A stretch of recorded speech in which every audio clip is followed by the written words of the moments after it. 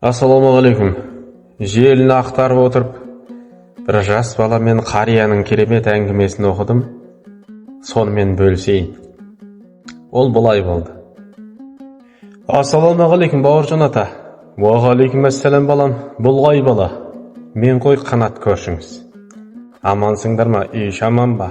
Аман есен жүріп жатырмыз. Екі сөмкені толтырып қайдан келесің? Базардан қой, бүгін туған күнім ата. Класстастарымды шақырғам.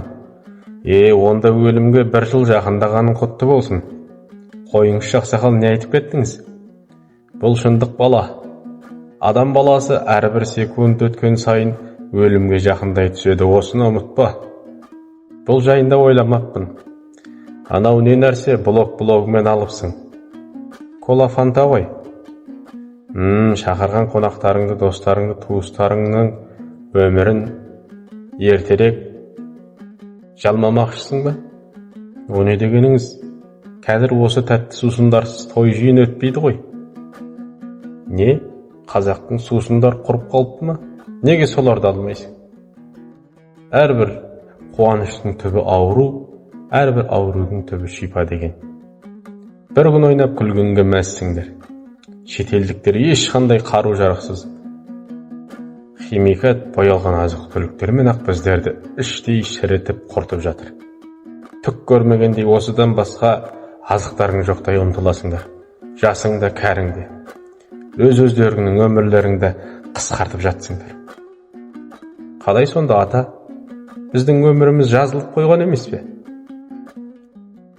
Қайтыс болған уақытымызды да белгіленіп қойған емес пе?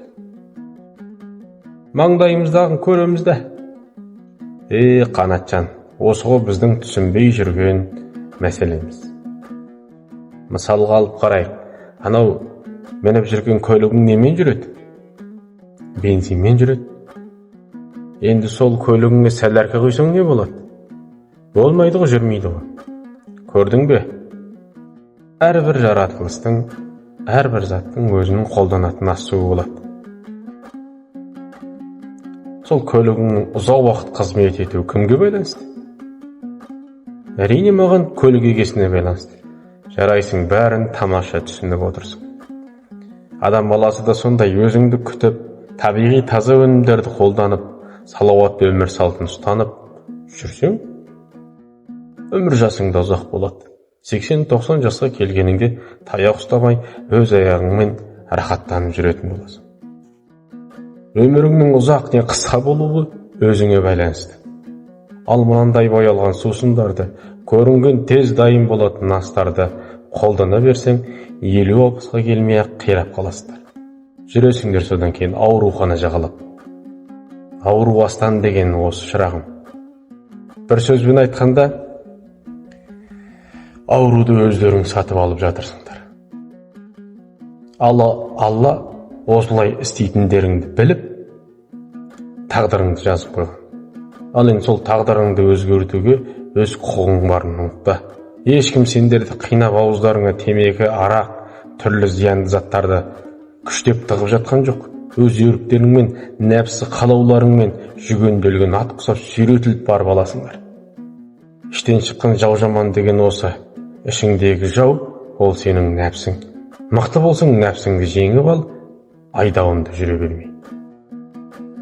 Терең ойға батқан қанат, орнынан әрең қозғалып, зіл тартқан сөмкелерін сүйрете-мүйрете үйіне қарай кетті.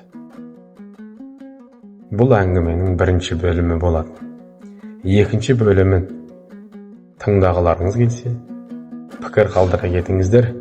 Еліміз аман, жұртымыз тыныш болсын.